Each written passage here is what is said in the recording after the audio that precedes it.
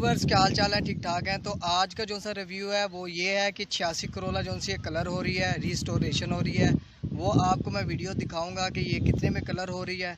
इसके बाद complete restoration के बाद आपको कंप्लीट जितना भी ख़र्चा है और ये कितने की 86 करोला ली थी और कितना ख़र्चा हो गया है और कितना हो सकता है, वो आपको कंप्लीट रिव्यू दूँगा। अब देखें वीडियो।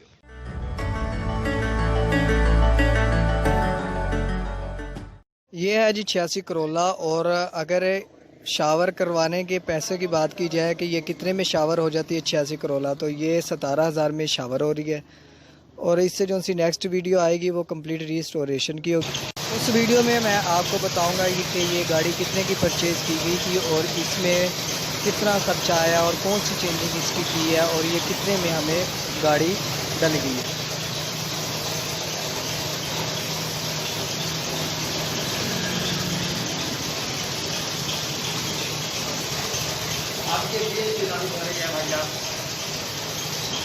वीडियो पसंद आई हो तो लाइक सब्सक्राइब ज़रूर करें। Thank you for watching. अल्लाह हाफिज़।